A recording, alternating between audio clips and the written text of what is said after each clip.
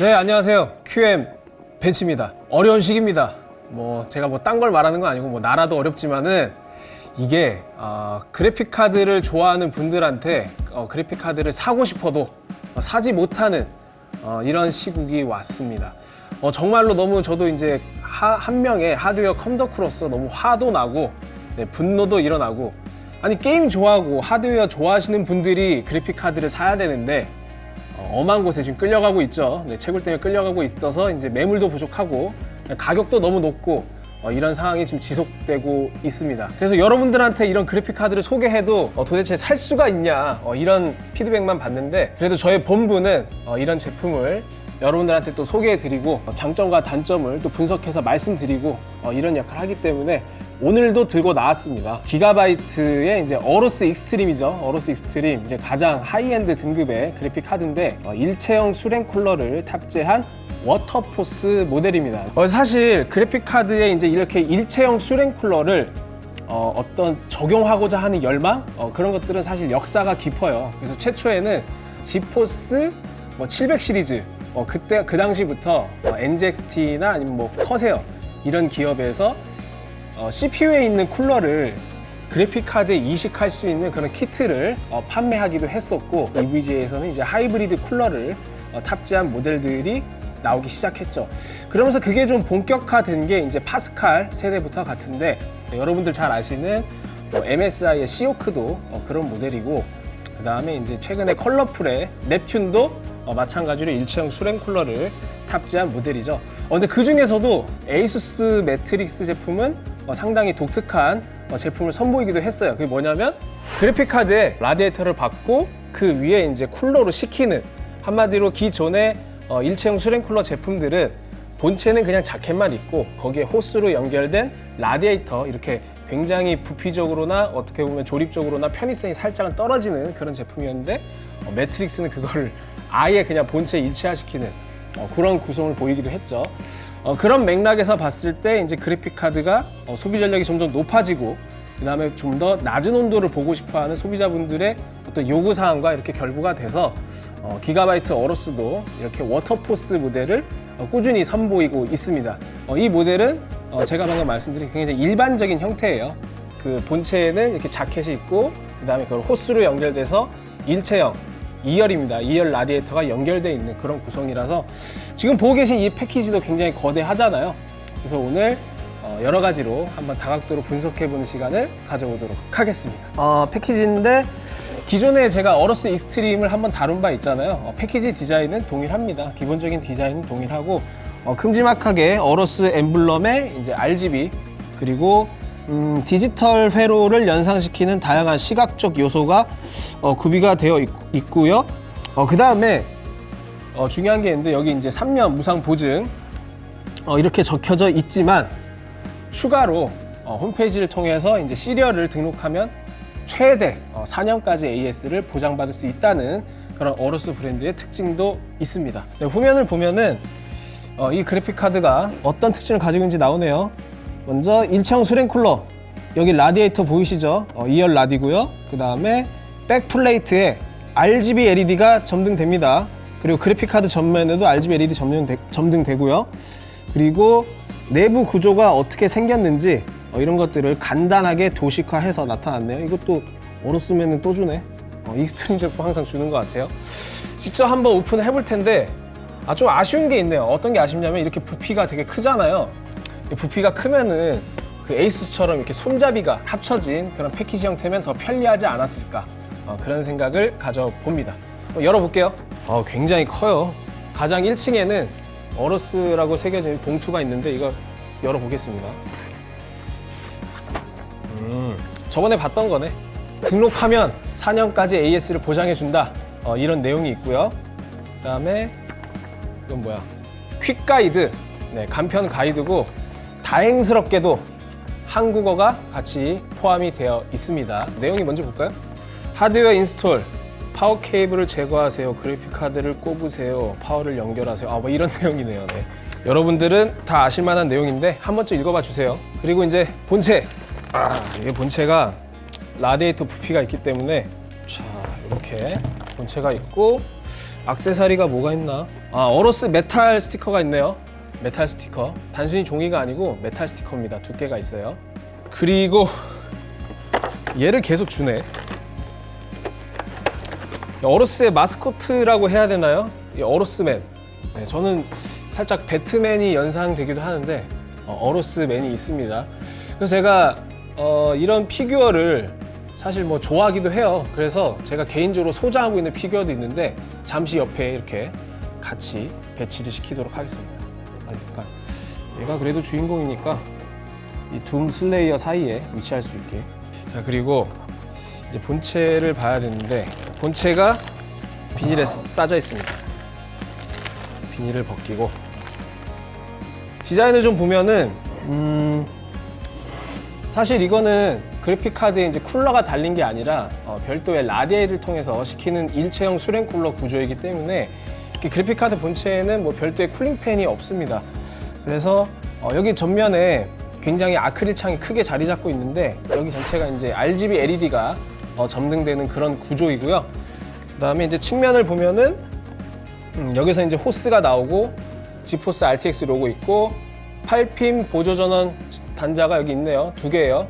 2개가 돼 있고 그리고 백플레이트 보시면은 이제 어로스, 지포스 RTX 그다음에 또 어로스 엠블럼 이렇게 나오는데 이쪽이 이제 LED가 점등되는 구역이고요. 제가 LED를 켜진 걸 봤을 때 단순히 이렇게 막 화려하기만 한 게 아니고 나름대로 디자이너 분들이 신경을 많이 써서 좀 감각적으로 나오는 부분은 되게 마음에 들었습니다. 근데 이 지포스 RTX의 로고 위치가 너무 끄트머리에 붙어 있어가지고 사실 지포스 RTX라는 로고를 메탈 백플레이트에 이제 이렇게 박아놓고 측면에 박아놓고 이런 정책들이 제 추측인데 엔비디아의 가이드거든요. 엔비디아의 가이드라서 이것을 어떻게든 우겨 넣어야 되는데 이 위치 선정이 조금 디자이너분의 어떤 의도와 좀 다르지 않았나. 이거 제가 봤을 때 완성도가 좀 아쉽습니다. 너무 끄트머리에 있어가지고 나머지 디자인하고 잘 어우러지지는 않는 느낌이라는 거. 자, 그리고 출력 포트인데 기가바이트의 강점 중 하나가 이제 출력 포트가 조금 다채롭고 특히 HDMI 2.1 이거를 이제 2개 지원한다는 건데 근데 한 가지 여러분들이 아셔야 되는 게 있습니다. 제가 이거 포트 뚜껑을 빼가지고 설명을 드릴게요. 어떻게 구성되어 있는지. 일단은 지원하는 포트 개수 자체가 많아요. 총 6개고 위층에 있는 것들은 디스플레이 포트 3개가 있고 아래쪽에 HDMI 포트 3개가 있습니다. 보통 많이 지원해봤자 HDMI 2개를 지원하는데 이 기가바이트 어로스 익스트림은 무려 3개를 지원해요. 근데 이제 3개가 다 HDMI 2.1은 아닙니다. 네, 2.1은 아니고 양쪽에 있는 게 2.1이고요. 가운데에 있는 거는 HDMI 2.0입니다.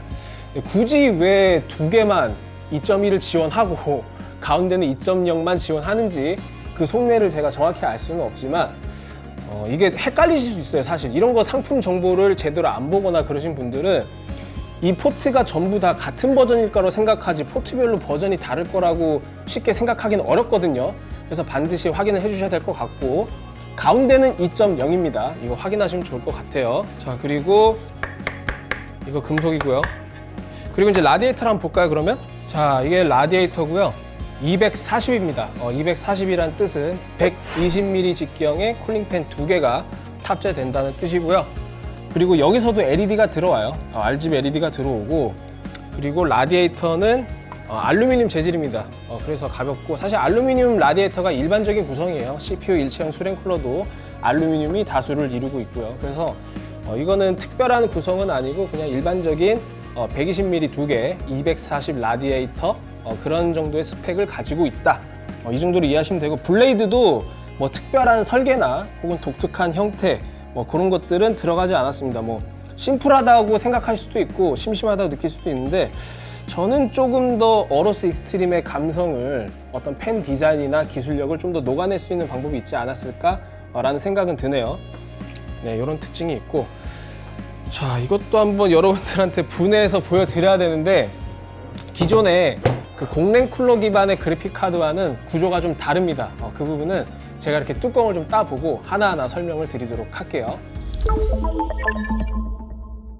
네, 분해를 완료했습니다. 백플레이트부터 보실까요? 여기 이제 검은색으로 네, 살짝 뭐 부직포, 뭐 종이 같은 게 덮여 있는데 이거는 이제 LED가 점등되는 구간이에요. 반대로 보시면 네, 여기 어로스 엠블럼 보이시죠? LED 패널이고 그다음에 여기 이제 써멀 패드가 하나 있는데 이 써멀 패드는 그 기판 뒤편에 이 전원부 컨트롤러, 네, 컨트롤러 쪽 후면부를 이렇게 좀 열을 뺏는 방열 역할을 도와주는 그런 써멀 패드가 부착이 되어 있습니다. 근데 써멀 패드가 너무 단촐하네요. 단촐하고 네, 그래서 백플레이트의 만듦새나 마감 자체는 우수합니다. 네, 이 정도면 우수한 편이고 그 외에 큰 특징은 없네요. 나머지는 다 막혀 있어요. 그냥 다 막혀 있고 어차피 이제 수랭 쿨러를 사용하게 되면은 PCB 전면에서 굉장히 상당한 양의 열을 공랭 쿨러보다 좋은 효율로 흡수할 수 있기 때문에 백플레이트는 큰 특징이 없었고 자 다음은 기판입니다. 기판이 이렇게 좀 옷을 벗었는데 한눈에 봐도 상당히 전원부가 강력하게 좀 구성되어 있다는 걸 확인할 수 있죠. 약 20페이지, 네, GPU에 인가되는 이제 전원부의 페이지 수가 20페이지로 확인이 됐고요. 그 다음에 레이아웃 배열이 상당히 배열이 잘 돼 있어요. 정갈하게 배열이 잘 돼 있고 그리고 모스펫도 드라이버 모스펫 썼고 그 다음에 이제 메모리가 여기 두 개가 비어 있어서 이렇게 PCB를 딱 뜯었는데 메모리가 두 개가 비어 있다 이러면 마치 원래 차 있어야 될 메모리가 빠져있는 듯한 느낌이 들기 때문에 유저분들 입장에서는 이게 상당히 뭐야 이게 이렇게 느낄 수 있어요. 근데 3080은 그 3090과 동일한 GA102 GPU를 사용합니다. 그래서 이제 동일한 102 GPU를 사용하게 되면은 엔비디아의 어떤 레퍼런스 PCB 설계도 그 파트너사한테 뿌리거든요. 그 레퍼런스 PCB 설계를 공유하기 때문에 기본적으로 레이아웃이 동일합니다. 그래서 3080과 3090은 여러분들 아시겠지만 메모리 인터페이스와 메모리 용량에서 차이가 나거든요. 그래서 3080은 320비트이기 때문에 메모리 모듈이 10개, 그러니까 메모리 모듈 1개당 32비트 채널로 연결됩니다. 그래서 만약에 두 개가 차 있으면 384비트가 되는 거겠지만 그러면 더 이상 3080이 아니잖아요. 네, 그래서 이렇게 두 개가 비어 있는 건 3090과 공유하는 PCB 레이아웃 특성, 그리고 3080은 3090보다 메모리 인터페이스가 64비트가 딸리기 때문에 이런 구성을 보인다, 이렇게 이해하시면 될 것 같아요. 단순히 빠진 게 아니고 3080이기 때문에 그런 거예요. 그리고 이제 중앙에 거대한 GPU가 바로 3080에 쓰이는 GA102 GPU고 쿠다코어가 8704, 8704개죠. 그리고 여기에 핀 헤더가 굉장히 많은데 이런 것들이 다 LED 그리고 쿨링팬 이런 것들과 연결되는 부분이라고 생각하시면 됩니다. 그러면 이 부위를 어떻게 연결되는지 제가 이제 쿨러를 뜯어서 이 단면을 제가 보여드릴 텐데 이렇게 생겼어요. 네, 이렇게 생겼고 여기 보시면 써멀 패드가 굉장히 많지 않습니까? 이 중앙부에는 GPU와 맞닿는 부분이고 이렇게 디귿자 형태가 메모리와 맞닿는 써멀 패드예요. 그리고 양쪽으로 날개처럼 펼쳐진 이 써멀 패드들은 전원부의 모스펫 그리고 초크, 캐패시터를 이렇게 열 흡수를 도와주는 거고 전반적으로 다 구리로 이루어진 이 자켓에서 빨아들인 열을 이 안쪽에 제가 이게 구조가 너무 복잡해가지고 이것까지 다 분해를 하지 않았는데 이 안쪽에 워터 펌프가 있어요. 이 워터 펌프를 통해서 빨아들인 열을 이동시켜주고 이 호스로 이동된 열이 라디에이터를 왔다 갔다 하면서 동시에 이 쿨러가 시켜주는 구조예요. 그래서 우리가 일반적으로 이런 라디에이터 구성을 뭐 수랭 쿨러 이렇게 얘기를 하긴 하는데 결국은 최종적으로 열을 식혀주는 건 결국 또 공랭 쿨러입니다. 네. 그렇게 이해를 하시면 될 것 같아요. 물론 여기를 왔다 갔다 하는 거는 뭐 수랭식이 맞죠. 네, 그런 방식이고 확실히 이 수랭 쿨러가 공랭 쿨러보다 좋은 점은 이 공랭 쿨러는 공기라고 하는 건 결국 바람이잖아요. 쿨러가 바람을 일으켜서 이제 히트싱크에 머금은 열을 빼주는 건데 수랭 쿨러는 열 에너지를 워터 펌프가 힘차게 밀어주기 때문에 어떤 열 에너지의 운동력과 그 다음에 열을 빨아들여서 그것을 순환시켜주는 그 효율이 굉장히 뛰어나기 때문에 결과적으로 GPU 온도가 훨씬 낮다 이렇게 좀 여러분들한테 알려져 있는데 물론 그거는 일반적인 얘기고 고급형 공랭 쿨러 같은 경우에는 이게 좀 구성이 약한 그런 수냉 쿨러보다 좋은 성능을 발휘해 주기도 합니다. 그래서 무조건 수냉 쿨러가 좋은 건 아니에요. 그래서 저희 테스트 결과를 K사전이 직접 테스트한 결과를 여러분들한테 공개해 드리도록 하겠습니다. 네, 지금 K사전 벤치마크 시스템 사양은 화면에 표를 참고해 주시면 좋을 것 같고요. 자, 다음은 첫 번째로 3D마크 타임 스파이 그래픽 점수입니다. 네, 기대가 되는데 어러스 익스트림 워터포스는 18.2K가 나왔네요. 네, 3080 파운더스보다 확실히 높은 점수죠. 그리고 2080 Ti 대비 26.9% 높은 점수입니다. 자, 다음은 이제는 저물어 가는 파이어 스트라이크 점수고요. 워터포스는 43.97? 이 정도면 44K죠. 네, 44K이고 3080보다 역시 성능이 좋고 2080 Ti 파운더스 대비 25.5% 성능이 좋았습니다. 자, 다음은 국민 게임이죠. 배틀그라운드 4K 울트라 옵션 평균 프레임 성능입니다. 워터포스는 125.7프레임을 기록했고 2080 Ti는 92프레임을 기록했네요. 배그에서는 2080 Ti 대비 36.6% 좋은 성능을 기록했습니다. 다음은 사이버펑크 2077이고요. 먼저 QHD 성능부터 말씀드릴게요. QHD 울트라 프리셋에서 워터포스는 78.2프레임, 그리고 2080 Ti는 60.4프레임으로 3080 워터포스가 29.5% 우수한 성능을 기록했습니다. 네, 마지막으로 사이버펑크 2077 저희가 이제 4K도 테스트를 했는데요. 3080 워터포스는 40.4프레임, 그리고 2080 Ti는 31.3프레임으로 역시나 워터포스가 약 29.1% 우수한 성능을 기록했습니다. 네, 성능은 여기까지고 저희가 이제 온도, 워터포스다 보니까 쿨링 성능이 굉장히 중요하잖아요.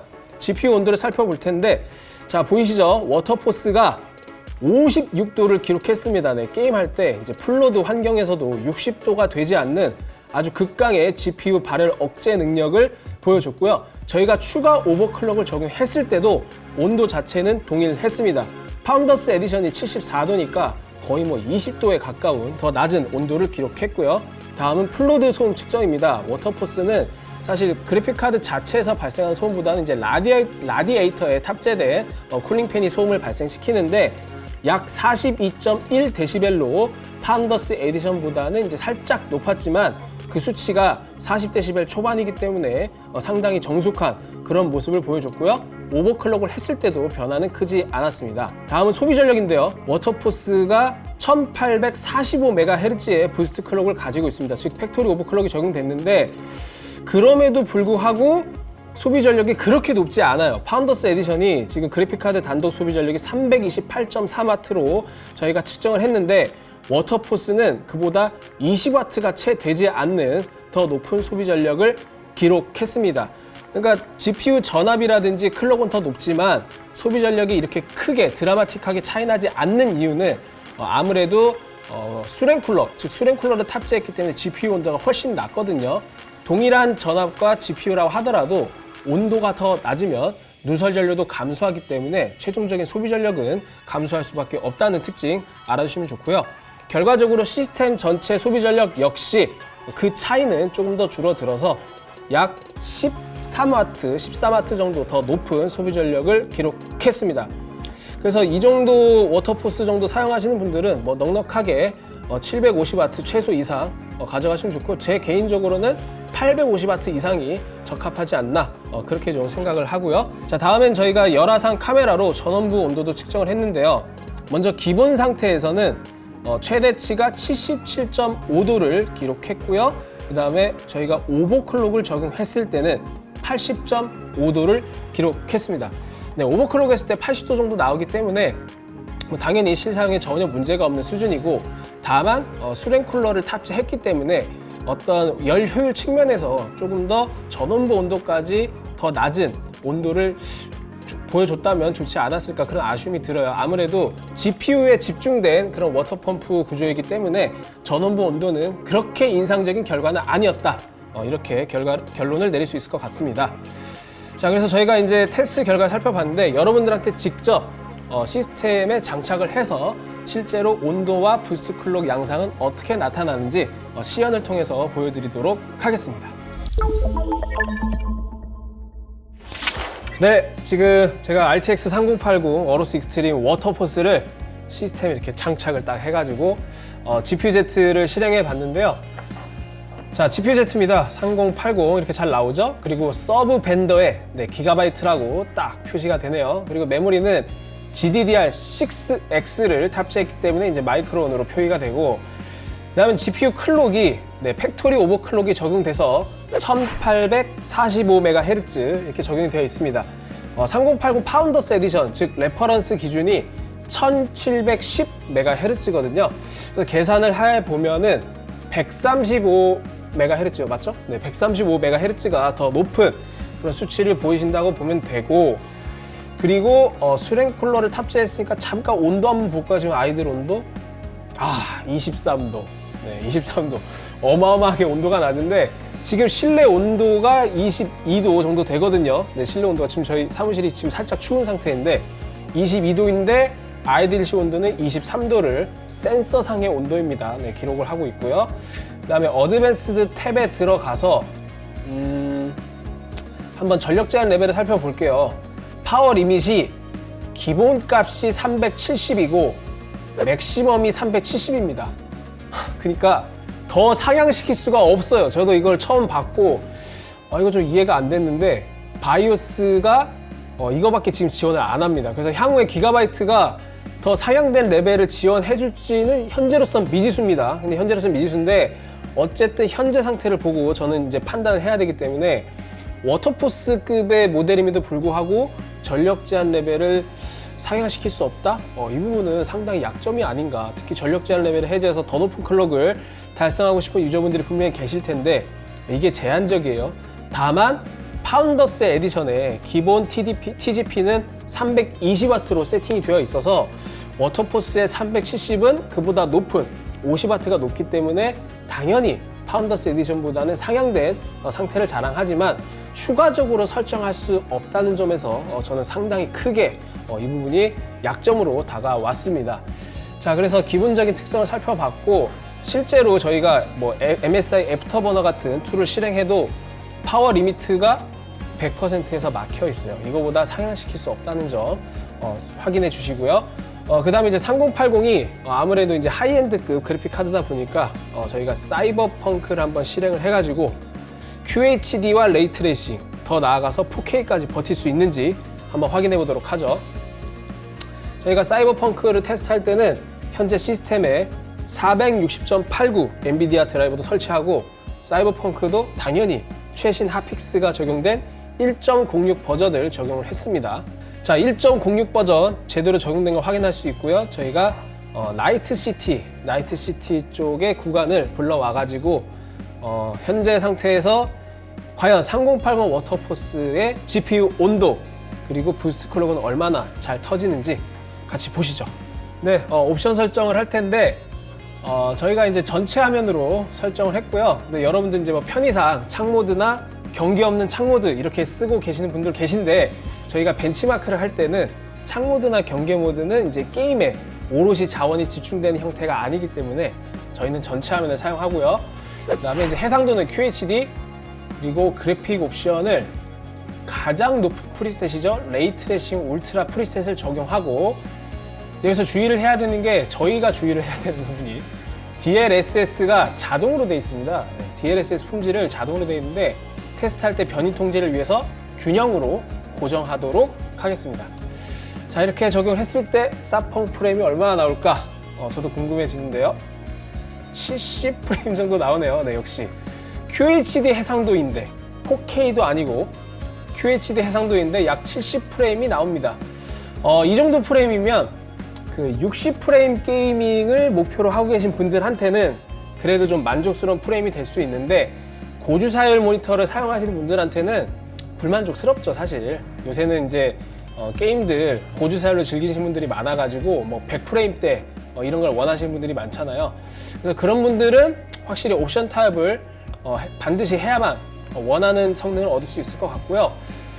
그 다음에 성능 외에도 여기 보시면 이제 성능이 약 70프레임 정도 나오고 GPU 온도를 봐야 되는데 GPU 온도가 지금 45도. 진짜 낮네. 지금까지 저희가 직접 시연을 하는 이 공간은 실내 온도가 22도밖에 되지 않고 또 테스트 시스템이 현재 누드 상태이기 때문에 GPU 온도에는 유리한 환경입니다. 근데 그럼에도 불구하고 온도가 굉장히 낮아요. 네, 온도가 지금 50도도 안 되고 있어요. 그 다음에 이제 GPU 클럭은 2025MHz, 즉 2기가를 상회하는 모습을 보여주고 있는데 사이버펑크에서는 약 2기가 정도의 클럭을 기대할 수 있다. 이렇게 해석을 하시면 됩니다. 왜냐하면 이 부스트 클럭은 게임마다 달라요. 네, 게임마다 다르기 때문에. 그리고 현재 TGP 수치는 약 330W 수준에서 330W 내외를 기록하고 있습니다. 스펙상 TGP는 370W까지 버틸 수 있고요. 단 전력 제한 레벨을 추가로 상향시킬 수는 없다. 이렇게 됩니다. 그리고 여기서 한번 오버클럭을 적용했을 때 부스트 클럭이 얼마나 올라갔는지 한번 볼까요? 저희가 사전에 오버클럭 값을 정했는데 코어 클럭은 플러스 75, 자, 코어 클럭은 플러스 75, 메모리 클럭은 700 이렇게 적용을 해서 살펴보도록 하겠습니다. 자, 75MHz의 오프셋 클럭을 적용하니까 아까는 2025 정도에서 머무르던 부스트 클럭이 현재는 2085, 순간적으로 2100까지도 올라가네요. 네, 근데 이게 플로드를 지속하면은 온도가 조금 더 높아질 거란 말이죠. 그러면 조금 더 낮아질 가능성은 있습니다. 그리고 이렇게 오버클럭을 했을 때 전력 제한 레벨은 그대로이기 때문에 게임이 소비하는 TGP는 큰 차이는 나지 않아요. 살짝은 높아졌지만 큰 차이는 나지 않고요. 이런 환경에서 약 70프레임 정도로 게이밍이 가능합니다. 자, 여기서 한번 4K도 그러면 어느 정도 프레임이 나오는지 한번 볼까요? 먼저 옵션은 그냥 그대로 두고 4K 한번 적용해 보겠습니다. 네, 4K로 적용하니까 프레임이 40프레임. 네, 40프레임 정도 나오네요. 네, 이거 뭐 사실 콘솔 게임에 익숙하신 분들은 이제 30프레임 게이밍에 큰 불편을 느끼지 않는 분들도 계시지만 이제 PC 게임 주로 하시는 분들은 상당히 불만족스러운 프레임이죠. 그리고 이럴 때는 옵션 타입을 과감하게 해줘야 됩니다. 어쩔 수 없어요. 제가 옵션 타입을 하는 노하우는 프리셋에서 레이트레이싱 울트라 뭐 중간 여러 가지가 있는데 울트라가 아닌 높은 옵션을 적용하고 이 상태에서 레이트레이싱 반사만 켜줍니다. 레이트레이싱 반사만 켜주고 그리고 DLSS는 균형 이렇게 놔두면 그래도 할만한 프레임이 나올 거예요. 볼까요? 57프레임, 56프레임, 60을 못 넣었네. 이거 아쉬운데. 네, 아무튼 여기서 조금 더 타협할 만한 옵션이 있으면 내려주시면 되고 이렇게 했을 때 약 50프레임 이상의 성능을 기대하실 수 있겠네요. 사이버펑크가 진짜 사양이 높긴 높습니다. 그리고 부스트 클럭은 이제 아무래도 4K로 갔기 때문에 GPU에 부하되는 양이 훨씬 더 커져가지고 원래는 QHD에서는 2070이나 2085MHz의 부스트 클럭이 적용되지만 4K 환경에서는 약 2040, 2025 이 정도 부스트 클럭이 왔다 갔다 하시는 걸 볼 수 있어요.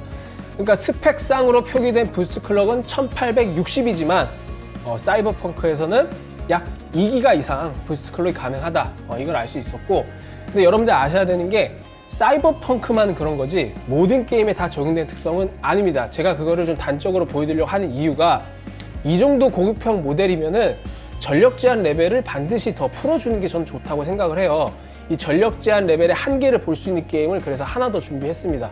바로 제가 영혼의 게임이라고 할 수 있죠. 제가 제일 좋아하는 둠 이터널을 한번 실행해 보도록 할게요. 먼저 애프터버너 세트는 디폴트로 다시 돌리고 사이버펑크에서는 2기가 정도의 부스트 클럭이 터졌지만 GPU 자원을 극한으로 효율적으로 사용하는 둠에서는 어떤 모습을 보여줄지 확인해 보도록 하겠습니다. 둠 이터널은 최적화가 굉장히 좋기 때문에 고민의 여지 없이 바로 4K 그리고 풀옵션을 적용해서 부스트 클럭 살펴볼게요. 자, 4K 16대 9에 4K 해상도 적용하고요. 수직 동기화는 저희가 테스트를 해야 되기 때문에 끌게요. 그리고 최악의 악몽 프리셋. 최악의 악몽 프리셋이 풀옵션입니다. 변경 적용. 이 상태에서 제가 플레이를 많이 하는 슈퍼코어 네스트를 스페이스바를 눌러서 확인해 보겠습니다. 자, 슈퍼고 노에스트 레벨이 불러와 줬고, 여기 GPU 클럭 보이시죠? 네, 시작부터 사이버펑크에서는 2기가를 찍던 부스트 클럭이 지금 1900도 안 됩니다. 네. 1900도 안 돼요. 이게 뭐냐면 GPU 자원을 둠 이터널이 그만큼 한계까지 뽑아 먹기 때문에 부스트 클럭을 더 높일 여력이 사이버펑크보다는 부족하다, 이렇게 이해하시면 되고요. 아마 최종적인 GPU 온도도 더 높아질 가능성이 있어요. 그리고 프레임은 3080이기 때문에, 그리고 게다가 워터포스 정도이기 때문에 프레임이 뭐 120프레임, 140프레임 뭐 이렇게 나옵니다. 네, 굉장히 성능이 훌륭하죠. 그래서 4K 120프레임 또는 4K 144 환경의 사용자라도 3080과 함께라면 둠 이터널을 굉장히 좋은 환경에서 플레이 하실 수 있다는 점 참고해 주시면 좋겠고요. 그리고 제가 아까 말씀드렸다시피 전력 제한 레벨을 추가로 설정할 수 없다는 약점이 어디서 드러나냐면, 지금 1860, 1890, 1900MHz 이 정도 수준에서 부스트 클럭이 왔다 갔다 하는데, 여기서 오버클럭을 적용했을 때 그럼 얼마나 차이 나는지 그걸 확인해 보도록 하겠습니다. 자, 애프터버너에서 제가 아까 사이버펑크 할 때처럼 코어는 75, 메모리는 700을 적용했을 때 1950, 1920, 1905, 그러니까 2기가를 볼 수가 없어요, 둠 이터널에서는. 그러니까 제가 코어 오프셋 클럭을 75를 할당했지만 추가된 어떤 클럭 자체는 그렇게 높진 않다. 왜냐면 전력 제한 레벨이 더 사용되지 않았기 때문에 지금 TGP 보시면 350W 정도 먹고 있거든요. 이것들을 좀 더 높은 폭으로 끌어올릴 수 있다면 GPU 클럭도 2기가 이상 달성했을 텐데 상당히 아쉬운 부분입니다. 그래서 이런 고급형 모델은 타 제조사에서 전력 제한 레벨을 더 풀어줄 수 있는데, 이거 수랭이라고 이 부분을 좀 간과한 게 아닌가, 기가바이트가 이렇게 생각이 드네요. 아무래도 순행이면은 GPU 온도가 낮아서 공랭보다는 부스트 클럭을 더 높게 할당할 수 있고, 전력 제한 레벨도 그렇게 높이지 않아도 애초에 소비 전력 자체가 낮아지기 때문에 이걸 좀 나이브하게 접근한 것 같습니다. 근데 하드코어 유저나 컴퓨터 분들 입장에서는 이런 부분들이 상당히 아쉽죠. 죽으려고 하네, 말하다가. 자, 둠 이터널은 여기까지 하고, 자, 그래서 제가 이제 사이버펑크랑 둠 이터널을 비교하면서 보여드렸던 이유도 바로 여기에 있어요. 워터포스가 여러분들 보시다시피 GPU 온도가 정말 훌륭합니다. 저희가 테스트 환경 기준으로도 온도가 56도 정도 나왔고요. 그리고 현재 여러분들과 직접 실시간으로 시연을 했을 때는 여기가 완전 실내가 좀 시원하긴 하지만, 그럼에도 불구하고 50도가 채 되지 않는 이런 말도 안 되는 온도로 보인단 말이죠. 그래서 그런 측면에서는 굉장히 훌륭하지만 뭔가 바이오스 완성도나 그런 것들이 조금 미흡하다, 이렇게 좀 판단을 하겠습니다. 네,